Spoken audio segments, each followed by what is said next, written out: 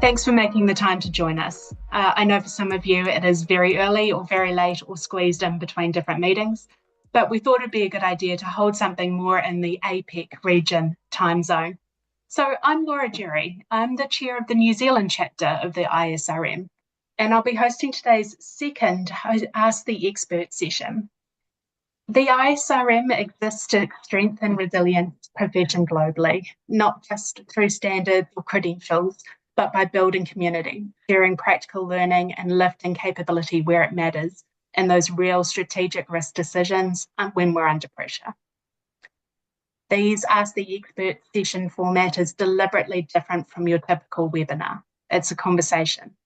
You'll hear from our guest Chris, and we'll ask some prompting questions to get things moving, and then we'll open the floor up to you. Use that chat function throughout. Use it to ask questions, challenge assumptions, share what's worked and what hasn't. If you're early on in your career, you're especially welcome here. There's no basic question. This is the space to ask away. If you're thinking it, I guarantee you somebody else is too. And if you're more experienced, we're counting on you to share the wisdom without the jargon through the chat and through the questions you're creating. Today, we're joined by Christine F. Miller. Chris is an all-hands-on resilience leader with real-world experience across emergency management, crisis centres, pandemic preparedness, risk business continuity, and recovery. Chris brings the kind of insight you only get from being deep in the work, not by watching from the sidelines. What we're aiming for today is simple. We want you to walk away with some practical insights that you can use, those honest lessons from real events about what didn't go to plan, and the few good challenges to our assumptions. Ideally, we want everyone to walk away with one action they can take away into this week to strengthen their capability, whether within their organisation or within themselves. So at the end of the session, I'll ask you to drop that into one action into that chat, so we've got a shared list. But a couple of quick ground rules. We're looking to keep it respectful, curious, and real. We're looking to challenge ideas and not people. So, all right, Chris, thank you for being here and sharing your expert judgment with us. Might just start with a question that I've got pre-prepared, but please, in the chat, drop out any questions. If the conversation with Chris is sparking any ideas for you, add those into the chat as well. So, Chris, I know from your career and things that you post on LinkedIn and that you write about, that you've seen a lot of exercises over the years. I'm curious about your experience around what is the difference between an exercise that genuinely changes behaviour and one that produces just a nice report. Interesting. That should be the kick-off question, Laura, because I'm busy writing a paper with colleagues about exactly that problem. That I've got a recurrent slide of a nice bookshelf and saying, I'm sick and tired of seeing a nice report on the bookshelf. So I've become very much involved with lessons management to take us to that next step. And colleagues and I are writing a paper now to possibly get published in the Lancet or the British Medical Journal or one of those big international publications, because we're sick and tired of seeing the World Health Organization exercise model saying it stops at the report. Yeah, the lessons learned when they're written in a report. I don't know how many times I feel like the little grey rhino that Michelle Walker wrote about, stamping my little tootsies going, no, this isn't enough. You have to take it to that next level of accountability and have governance. Now, a lot of the recent work I've been doing in the health emergency sector, even in low and middle income countries like Timor-Leste and Eswatini, formerly the Swaziland, their health sectors have very strong risk and audit committees. And so I'm weaving all that back into that accountability model. So you get the proper governance and oversight so that our exercises just don't become a very nice decoration for the bookshelf, but that have ongoing carriage and oversight by appropriate senior people who have the capacity to make things happen. Yeah, I think that's one of the keys of how do you link into existing processes, because these exercises are really expensive events to produce, either by just dollar value or time of how are you showing that value of what this exercise actually made different tomorrow than just the report that sits on a binder on a shelf and hopefully somebody signs off as saying that it's true and correct. But thanks for that Yeah, insight. I think it's something. To give you a couple of real world examples, I went to Africa with the World Bank, spent a lot of time raving on about lessons management. Now we're publishing about it, but it's wonderful. It's even more exciting to actually see it happen. So, talking about how expensive these can be, the last exercise I was involved in Africa with facilitators from WHO, World Health Organization, Africa CDC, it had 350 participants for a Yeah. week. Now, none of those people are less than leaders in their field. Some of them were medical doctors. You know, we're talking about very scarce resources in a lower middle income country devoted to that exercise. They were also away from their capital city, Mbane. They're up in the bush in Pigs Peak and working with the South African border. So we're not talking about cheap. We're talking about a huge investment, not just financially, but in resources. And I'm happy to report there's some both big and small lessons that were learned. That particular scenario was cholera, and we discovered that the first sort of port of call health post from the border did not have cholera test kits before the exercise, but they sure as hell did after the exercise. Now that may seem like a small win, but Jesus, if you've got cholera, that's really important. And to take that up to a bigger example, while I was there for the exercise, I was taken to a new forward base that had been funded by the World Bank and other donors because it was a 90-minute, even with lights and siren journey from Mbane, the capital city, to the South African border for their ambulances. But what has now happened with enough money and effort, they have got a forward base which reduces the business as usual transit time from to 30 minutes, lights and siren 15 to 20. Now, this may seem like, ho-hum, but if you're really sick, you do not want to be waiting 90 minutes for your initial care. You'd be much happier to see that starting for you at 15 to 20 minutes. And so that will make real differences. People's lives will be saved or their level of suffering will decrease. So sometimes you have a win in the lessons management space. Yeah, I think it's a really important point. Like, you do these exercises, you could have sat down as a group and thought these steps through and come up with these solutions. But would you actually get the political will and the buy-in to put them in place quickly? And exercise is a really great way of showing leadership, so what? So why do we need to do this? And you linked that back really nicely to it's going to make a huge difference to somebody who has cholera. And at the point of your exercise, the objective of your exercise is to actually get down to that granular so what detail. You can move things forward and build resilience in a way that would have taken 6 months or a year to do without that exercise in place. Indeed, and I get very annoyed, particularly with politicians, and I've worked for a lot of them over the years, when they talk about lessons will be learned. Well, will they? I mean, lessons are not learned, they're identified until you make genuine changes that stick. And I've seen that too rarely. Nice point from David in the comment. The lessons learned is a folder which collects dust on a shelf that is never opened. It's just a trophy. Yeah, that definitely resonates, David. Thanks for adding that into the comments. And I think that leans on to my next question that I had for you, Chris. It's around early on in a crisis. Information tends to be messy, either in how we understand what that information actually means or actually getting it to the right people to have the right actions taken on that information. As you're thinking about preparedness and how you prepare people to respond, Do you have a way that you personally decide we know enough to act now versus what are we just guessing? Yes, that's another good question, Laura, and certainly one that's becoming more and more of an issue because we're so bombarded with information. But is it the information we need to make the best Yeah. decision? And often I exercise quite senior people and I say, you are going to be making decisions with less information than you would like. You are Mm. going to feel very uncertain about it.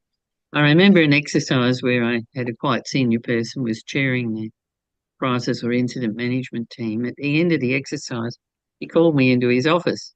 Yes, my leader, I am here. Uh, and he shut the door and he said, it's not me. And I went, huh? Hmm? Mm. He said, no, look, I'm really good at business as usual. I usually receive briefs from my teams that have spent sometimes months, even possibly years, developing a topic and providing me with a recommendation to endorse or options for me to consider. It's all very well organised. It comes with costings usually and resource implications. I'm not really good in a crisis. Mm. But he said And the good sometimes news that's is, sorry, go. so one of the best outcomes, I think, of an exercise is you can get senior leaders to really understand what that stress and pressure is. Uh, Mm, because I think you can talk and hold a briefing, and the answer is, of course, I can deliver this. I'm a senior leader. I get paid X amount. My title is blah blah blah. Of course, I can work under stress and pressure of a crisis, but without actually showing what that stress and pressure is of a crisis, people assume they can step into it without really testing their own personal capability and how comfortable they are in that role where they don't have all the information. mm.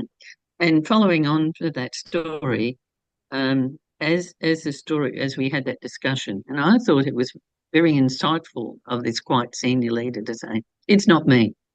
But what he did come up with is my property manager. Now, lots of businesses I've worked in, for example, I'm working Cleanaway now, and we got more than 350 sites.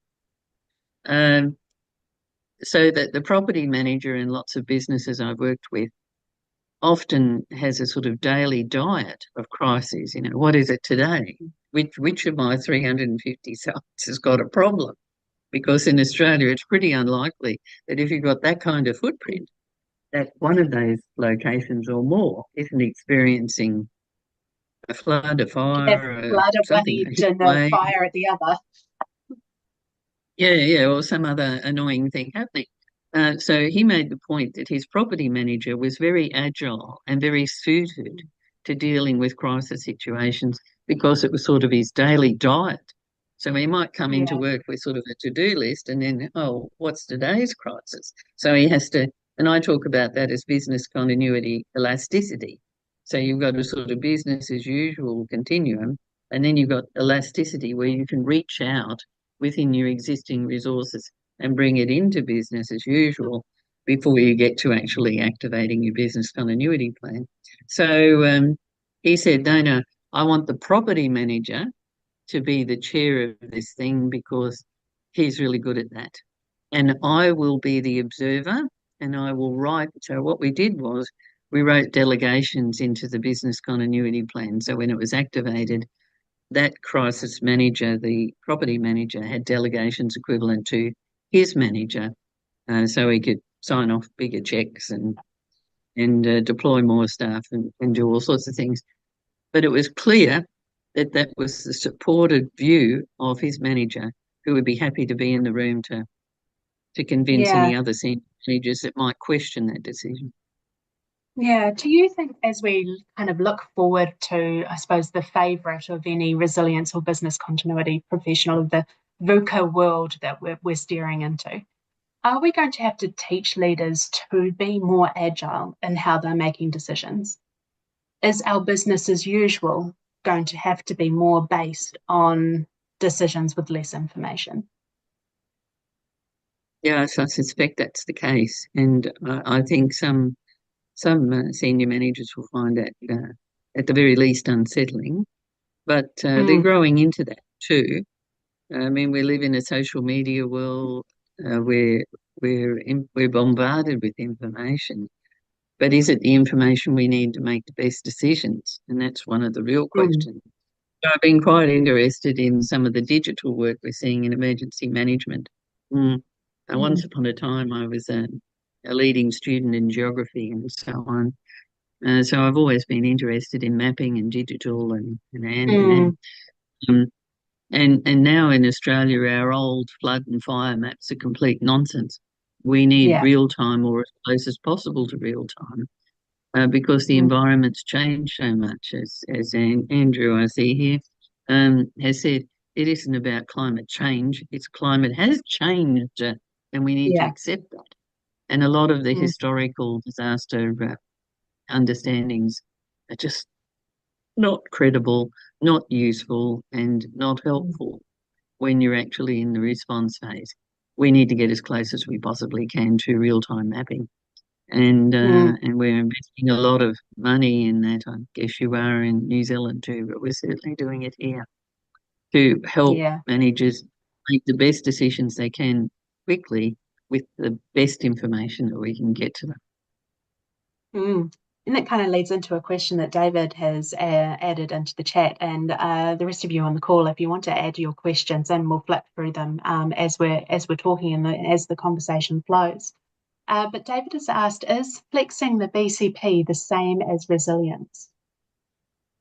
No, but I see business continuity as a platform to Mm, improve resilience. So a lot of the preparatory work we do in business continuity. So I see business continuity as two parts. One is trying to make your business as usual more resilient and less likely to fail, mm, as well as the other half, what the hell are you going to do if it does?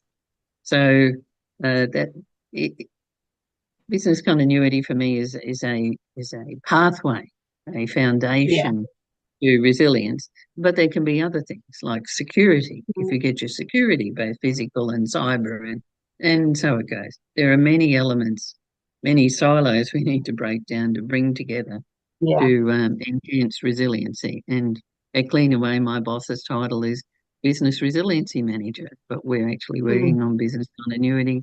We're having an exercise in about 90 minutes' time. So bit of Hopefully there's pressure some for us lessons to too. be learned.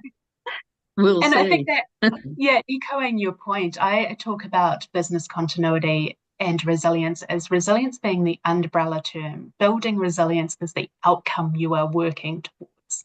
You are either doing that by creating business continuity plans, which gives options of what is possible in a crisis or a disruption. But we all recognize that they will not be a plug and play for the exact environment you happen to be responding in. To your point about real time mapping of flooding and fire zones, you could have a business continuity plan that's based on those maps from a decade ago. And while that plan maybe has some good information in it, it is not going to be fit for purpose for the event that you're just faced with. So if your lens or your strategy is how do we build resilience, then those business continuity plans need to be flexible and adaptable in order to be able to achieve that. And I think from David Exactly. again, senior leaders need to be fed a list of risks and associated impacts which threaten the existence of the business, including the supply chain. This part is very close to my heart, with the supply chain resilience being something that I do quite a bit of thinking in, and how do we move away from an environment where the assessment of our suppliers' business continuity is more than what is their plan, what is their program for managing business continuity, to how do we really understand how our critical functions would click in with theirs in a disruption, and we can actually move forward with the supplier support. Are you doing a lot of thinking or work within that supply chain space, Chris? Oh, yes, Yeah. absolutely. because it's one of the big vulnerabilities in our business continuity plans is a lack of understanding of dependencies. And often we discover the dependencies when it's too late, when it's all gone catastrophically wrong. I remember many years ago, Qantas bravely turned up, their senior business continuity manager bravely turned up it'll be more than a decade ago, and said that their estimate of internal, so these are just domestic, not international flights for Qantas, was over 40,000 dependencies, 120 of which would stop the airline flying. Yeah. Now, it was interesting when she reported this to the board, their response was, we'll go out and have a chat to those 120 and help them, because Qantas was quite at ease with the investment that they'd made in their business continuity and their exercise and rah, rah, rah. But what they were concerned about is those third parties or beyond, because third parties is often an error. I've found supply chains buried as deep as 12 levels down. If you can't get those people robust, another colleague was telling me, who was a business continuity manager for a power station, he said, inside my fence, I'm confident about our status. But as soon as we go outside the fence into the supply chain space, well, anything can happen. And I've been during and since COVID doing a lot of work with the Global Supply Chain Council, which has 260,000 members or more, mostly in APAC, but in other regions too, where we've been looking very closely at supply chains. And for those of us who've been in this space for a while, there's an old joke that once upon a time we had warehouses and storerooms and so on, and we had product on site or readily available. Then we moved to just in time, and then almost in time, and now during COVID it was, as one of them put it rather colourfully, bloody lucky if you got it, mate. Yeah, I think it's shifting that thinking to and using a posture of just in case. For business continuity to be valued, it needs to be the system that enables us to understand what is critical enough that we need to do the work to understand the supply chain, to understand the dependencies to that really deep level. Because as we saw in CrowdStrike, it's this miniature underlying architecture that has the oversized impact across our businesses.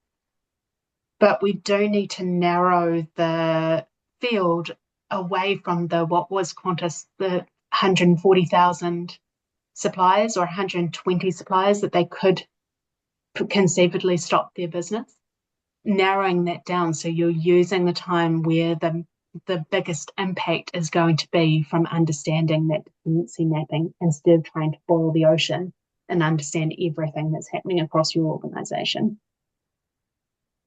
Well, and to give you a personal example of many dependencies, when I worked for ACT Health looking after business continuity for a hospital, it was impossible to actually map the dependencies because there were so many. So I actually took a rather frightening approach, as some of my colleagues put it, to talk to them about what I called hospital killers. And I said, the question was, what will stop this hospital? And it was fascinating to hear what that list was. And after we carefully examined it, the first answer was water.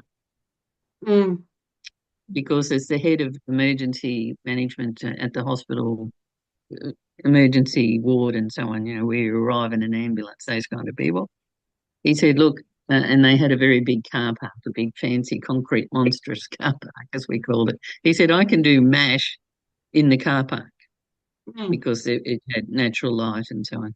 But if you can't deliver me water, we're out of business because I can't maintain infection control without water. And then the next one was one that came as a bit of a surprise to some people, and quite relevant to my current employment, waste management. Yeah. Because at a hospital, if you can't get rid of clinical waste, and that contract was set up for 3 days, so it had to be collected by day 4, and that was designed around long weekends. You know, they call New Zealand and Australia the lands of the long weekend. Um, if you can't get that sorted, your hospital goes offline. If your clinical waste level increased to a point of danger, um, your hospital can no longer function. So Yeah. it's fascinating. If it gets too hard to map the dependencies, because the other problem, once upon a time we used to have linear dependency mapping for supply chain. Now it's much more organic. I'm presenting clients with a much more organic model of supply chain mapping, which is Yeah, and quite it sounds difficult like with to. your hospital example, you could spend all your time going through very granular detail with everybody in the hospital about what they consider critical and the dependencies they have to be able to deliver that. Or you can cut that middleman out completely and ask the brave question, what's actually going to make us stand still and dead in the water? And if we solve those resilience problems, it has an oversized impact across many critical functions, not just the one that we managed to tease out in this one workshop. Some great questions coming into the chat. And Shalanda, I might need some help with the question with the GIT, or is it JIT model? Would there Yeah, need to be a just in time. partnership with supply chain? Oh, just great. Would there need to be partnership with the supply chain to help them boost their resilience? Absolutely, and that was the approach that Qantas board Mm, took, was let us go out and partner with these 120 that will stop the airlines, because we mm, have a team of 6 excellent top of the range business continuity managers like yourself and Pete for Air New Zealand. So they sent their team out to work with those critical mm, suppliers and bring their business continuity, their resiliency up to a hopefully higher standard, or, so that they were less likely yeah, to fail. Or if they failed, there were good communication plans and so on, so that it would be known quickly, so Qantas could yeah. act and possibly have alternate supply contracts or whatever it was that they might have in place as resiliency measures to reduce that vulnerability. I think the suppose lump under the carpet of all of this is it's not just your suppliers, it's the critical infrastructure that you rely on. In order for that hospital to continue to be able to have water delivered to them, they're not just relying on their water provider, they're relying on the critical infrastructure that is underneath it. Do you see businesses and business continuity professionals and resilience professionals having a role in influencing infrastructure resilience and how systems as a whole understand their resilience capability? Oh, yes. I've spent quite a bit of time. We have in Australia a thing called TISN, which is a Trusted Mm, Information Sharing Network. And SIAC, I've attended SIAC meetings, which is where we bring together these infrastructure providers in power, water, telecommunications, mm, banking. I mean, the list is long and alarming. We actually bring them together because they have separate meetings as that sort of sector group, but SIAC actually brings them together and mm, that's fascinating. You look at things like back to water. You can't run a power station without water because you need the water to cool it. But mm. then you can't run the water supply without telecommunications now, because they don't have enough staff to sort of switch on the valves and whatever all that is. It Yeah, has to be done with Wi-Fi. So if you don't have telecommunications, you can't have water. So all of these integrated systems, but even worse, and again, I do stamp my little foot like the little rhino, sorry, Michelle, saying we are full of aging infrastructure. yeah, And you see that when some of the great accidents have occurred. Like I remember walking under the concrete bridges at Genoa Port in Italy and looking up at this big piece of concrete above us. And guess what? A big piece of it fell down on a railway line, to make it even more exciting, and killed over 30 people. And part of the problem was it was badly designed, but it was badly maintained. So Yeah. we are just writing ourselves a recipe for disaster with aging infrastructure and then wondering, oh, why did it fail? Oh, goodness me. Maybe if we look at the exercise report and see the lessons learned from this one picture perfect report that never went anywhere, we'd probably find the exact thing that was needed in order to mitigate that risk. Another really great comment in here from David about resilience reminds me of someone sitting on the branch of a tree which flexes and flexes and flexes, and if it breaks, BC kicks in. Does that Yeah, resonate and with you, Chris? that's why I talk about that continuum. So we've got a continuum of business continuity. Business as usual, everything's going smoothly, lovely. That elasticity, people like property managers, IT, security, work health and safety, HR, Mm, all those kind of enabling services in your business, they're all the time reaching out and bringing in lower level disruptions into mm, resolution. And then further up the continuum is where you start to activate the plan when you really hit a significant disruption that exceeds your natural elasticity. I mean, I yeah, often say to clients that your business is resilient, but we want to work with you to enhance that resiliency, to strengthen that resiliency, and move you further down the continuum of vulnerability. So you don't need your business continuity plan. It'd be perfect if we're only exercising our business continuity mm, plans for possible scenarios rather mm. than switching them on when something's gone catastrophically wrong. Yeah, I think that echoes a couple of conversations I've had recently where if you're thinking about what is your tolerance or what is the triggers for business continuity, and I always think about them regardless of what the scenario or the problem is that you're facing. Are the systems designed to resolve that problem overwhelmed?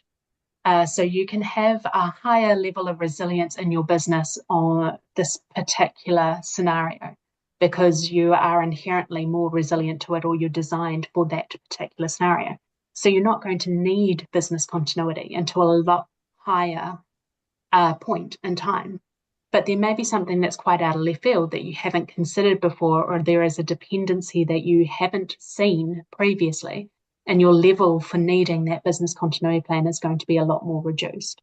That level of resilience isn't a set point within any organization, nor is it set just once across the organization. There's going to be different levels of resilience and different requirements in order to be able to build that resilience. Makes this work a little And bit more further, nuanced and interesting. and further, when you look at the new GPG, Good Practice Guide cycle, and it talks about embracing rather than Mm, embedding business continuity culture. Uh, I saw an example of that again when I was at ACT Health in the hospital. We'd done some pilot work with one of our wards, aged care and disability services, which was actually spread. Aged care was on one side, disability was on the other. And in the middle was an aisle corridor that took you from the concrete monster car park, as everyone called it, into the main hospital area to reception and so on, so that you could find your loved one and so on and so on. And there was a water leak that got across the corridor.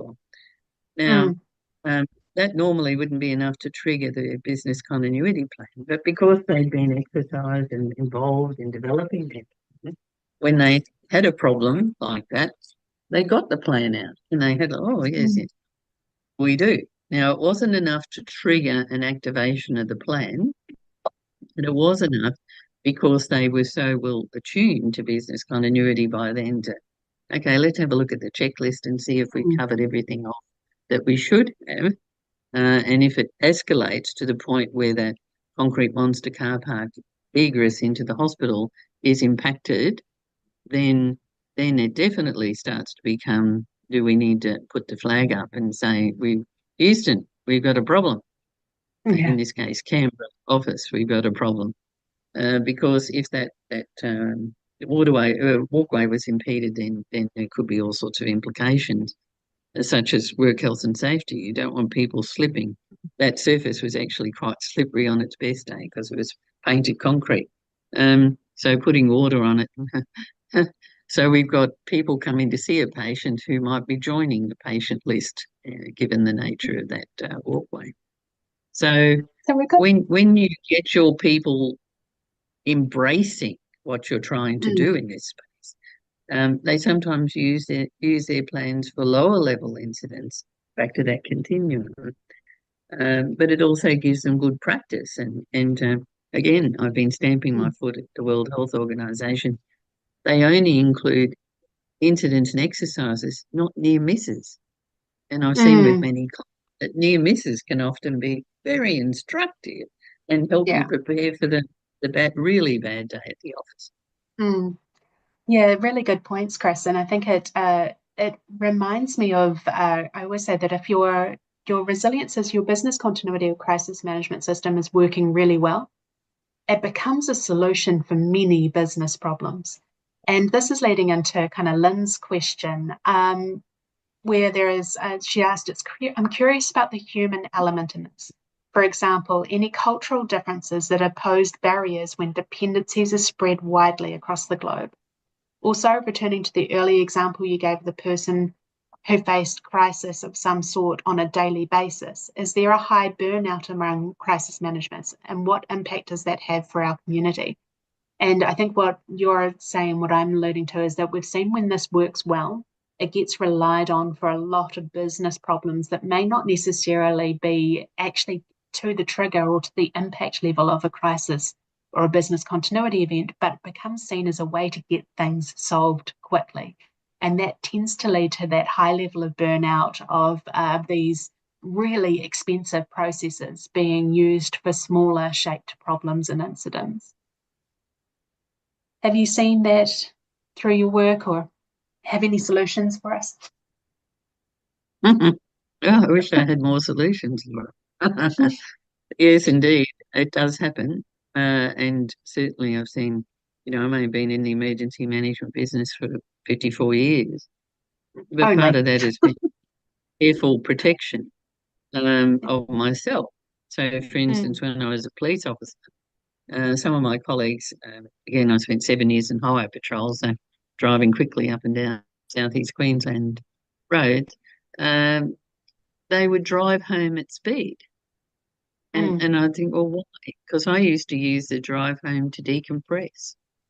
mm, So, and my first degree was in industrial and organisational psychology. I've got more than a double major in psychology.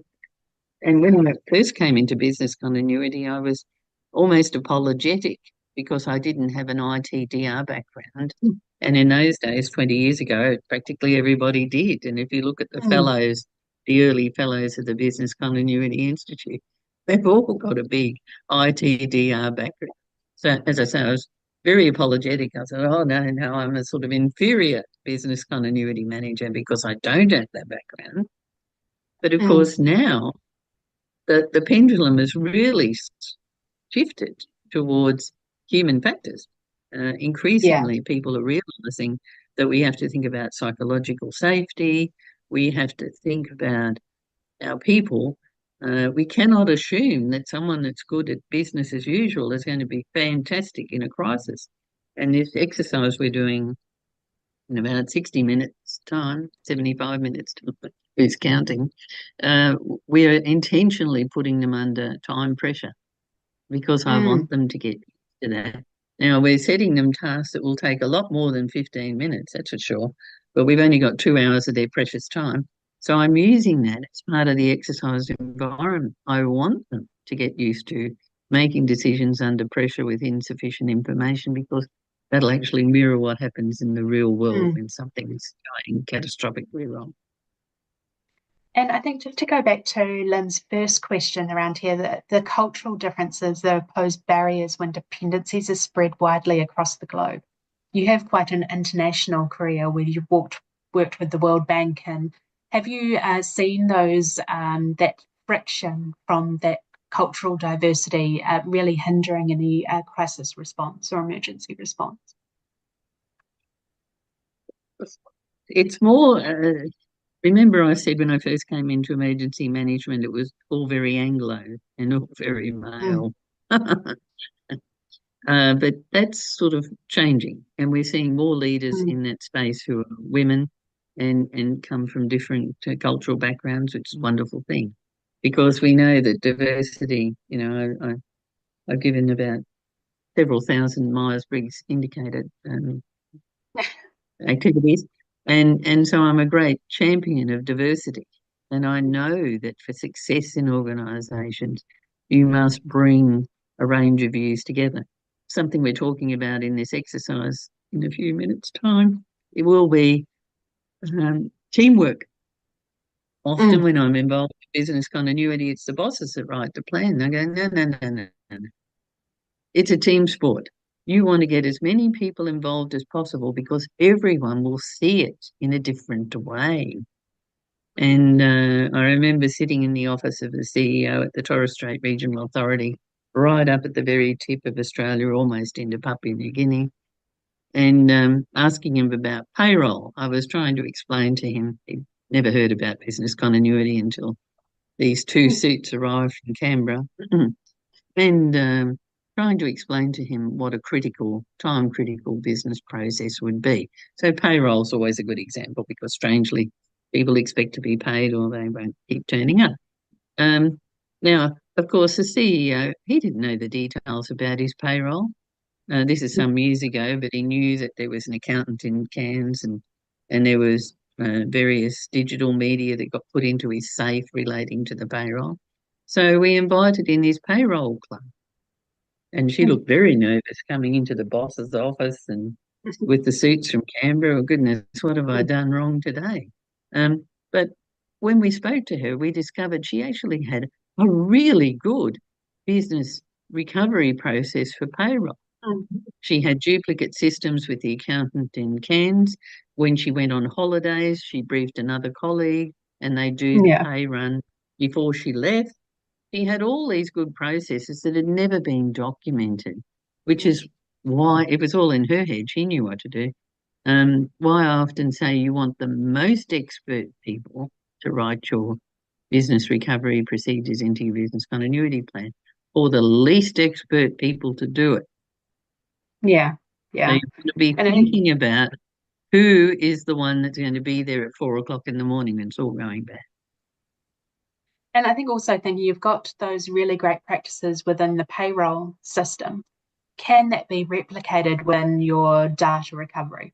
Or can that be the same processes and systems? Are they just as applicable for your annual leave entitlements or whatever other critical system you decide there is? I think we are really good as professionals at really narrowing down the scope to one particular thing. We're not so good at broadening the thinking about how that can also be replicated across different processes and different systems, and that same thinking replicated across the business. But really good points, Mm. Chris. I think that leads And into, sorry, I often see the business impact analysis is often burrowing into the weeds. So I'm mm, often encouraging people to roll it up. So, for instance, I've had an interesting discussion about reporting mm, now in the finance space and compliance space. The What you should be focusing on is reporting, but then breaking it down into monthly and annual and so on and so yeah, on. And looking at what I call rolling MTPDs, because, for mm, instance, payroll is a good example. In Australia, most people are paid fortnightly. So your critical time is the 3 days before you get paid. But mm, the days after, who cares? You got paid. yeah, So when things come in and out of criticality, which is not always well reflected in plans, so that it is mm, clear to the people making decisions, you've got a problem at this point, but that you've got some days when you can be worrying about some other problem. yeah. I think there's a lot we can do with technology to be able to show what that flowing state of resilience is at a point in time, versus a static plan that, again, like lessons learned, sits on in a binder and doesn't become a living live document. And I think we've got a comment here from David. I'm sitting with more women on the bench in the magistrates court who bring non-linear thinking during discussions before sentencing increasing credibility of justice. Long may it continue. Thanks, David. That's a really good concept to hear. And it kind of leans into one of my questions for you, Chris, around we've seen diversity within the emergency management space and that diversity of thought within the emergency management space. Have you seen that conflict with a more traditional command and control space where the point of decisions where they were quick and there can be a bias towards diversity or getting more opinions on something is just going to slow the process down? Have you seen those two ideas come into conflict, and have you seen them be resolved? Yes, too often. It's a very difficult space, and it's part of training your leaders. Now, sometimes there'll be situations where you just have to make a decision. I remember one of those decisions when I was in the police. We had this woman that was, her vehicle was hit by a truck, and we had a whole lot of emergency services, not just the police, trying to extricate her from the vehicle. Mm, But it started to catch fire.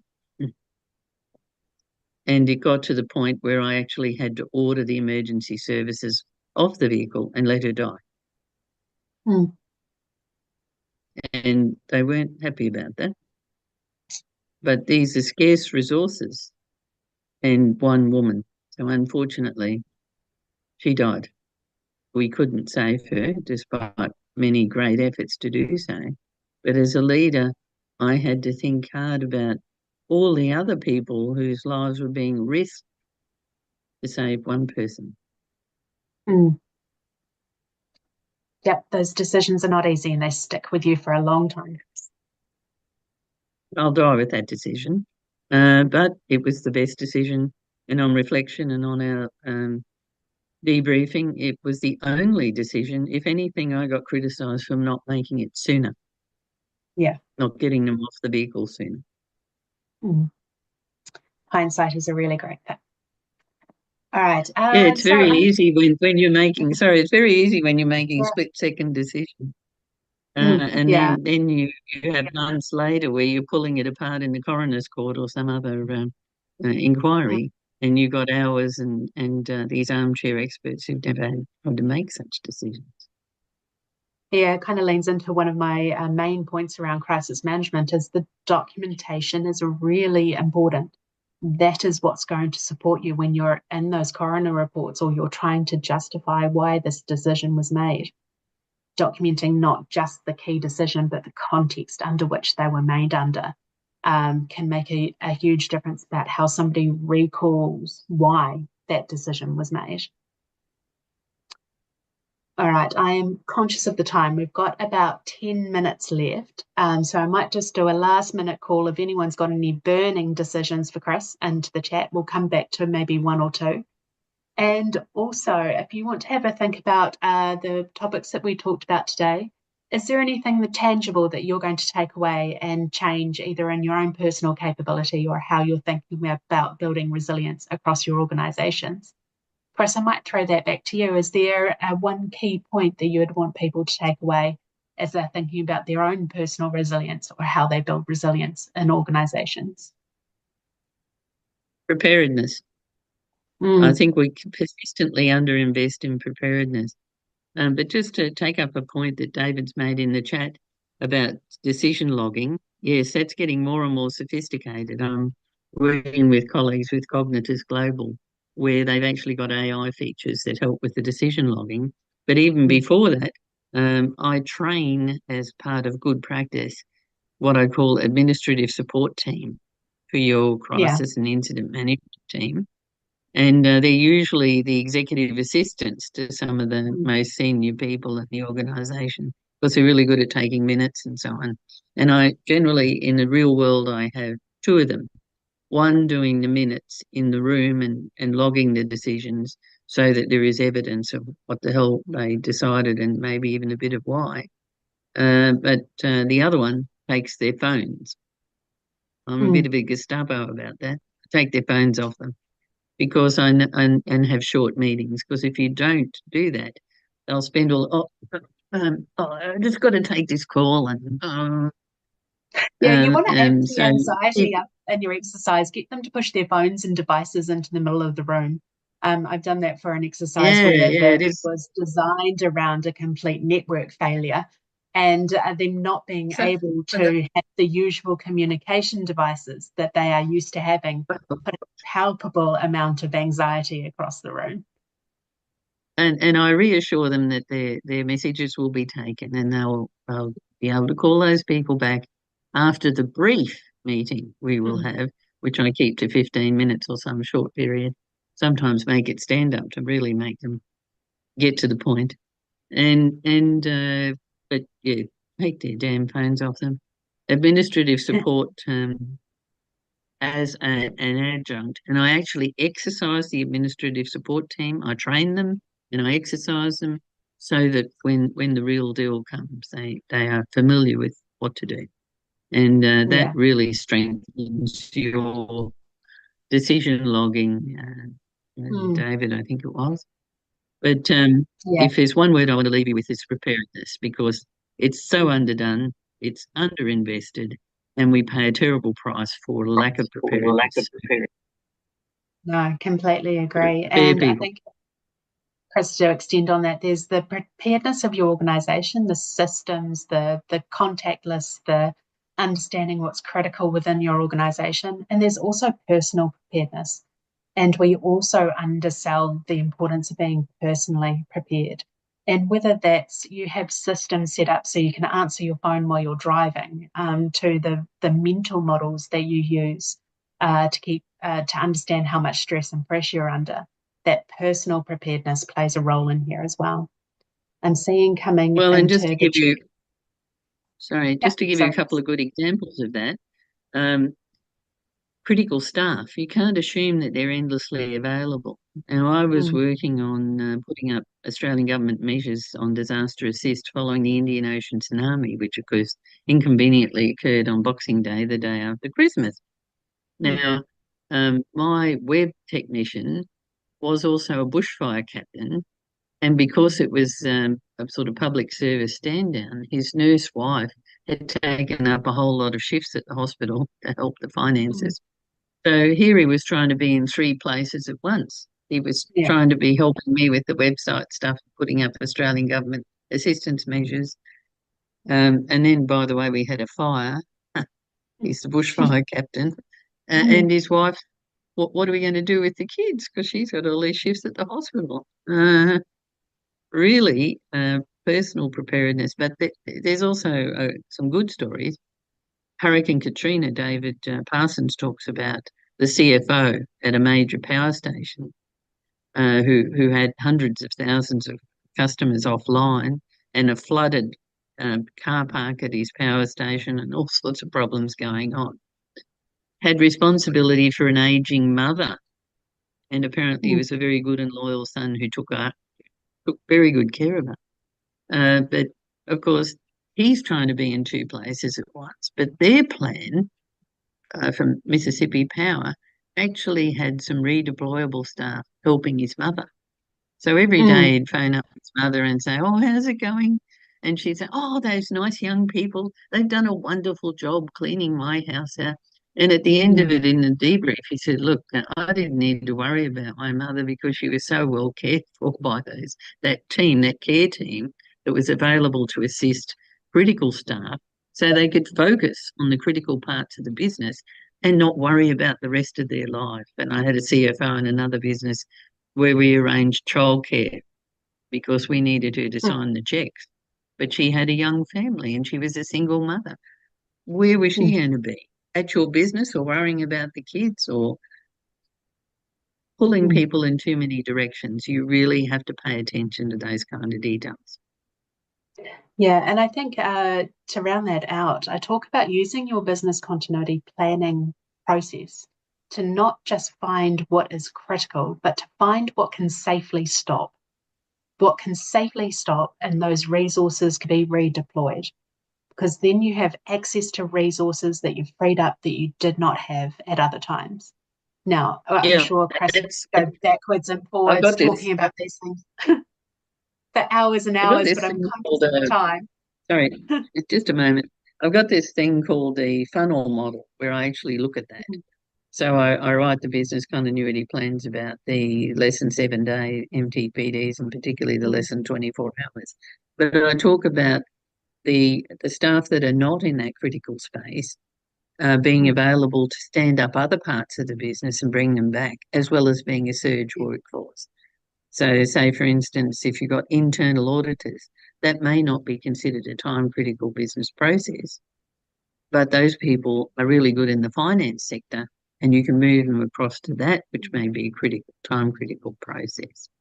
So, yes, everybody's got a job, but it might be a slightly different one to the one that you do business as usual. So thanks for your great insights and expertise, Chris. I think personally I've taken quite a few key points away, but I think one thing that I am definitely going to take away for the rest of the week and ponder on is, have we trained those executive assistants or those log takers? Have we got that at a sufficient level within my organisation? I think that's one tangible thing I'm going to take away. Sherland, and I hope I'm pronouncing that correctly, is in the chat. Key point that sticks with me is encouraging actions, lesson learned. A timeline for asset ownership probably built into any procedure that speaks for dealing with lessons learned. A really good point. I think we underestimate both how much time the recovery is going to take and how much effort and energy is going to take to actually embed those lessons. So hopefully everybody found this an interesting and useful chat with Chris. I certainly have enjoyed my time and have learnt a lot from Chris over the years. If this has sparked an interest as something you would like to either host as an Ask the Expert session or be the expert on one of these panels, reach out to us. We're keen to talk to more people and to continue these conversations going. So thank you, Chris, for your time, and hopefully the exercise finds a lot of lessons to be learned. Well, I think we're learning lessons before the exercise, which is something that's underdone. I often start writing the exercise report before the exercise because of what we're learning in the preparation too. Great. Right. Thanks a lot, everyone. Carry on with your days. Thanks, Laura. Thanks, Maria. Have a great day, everyone.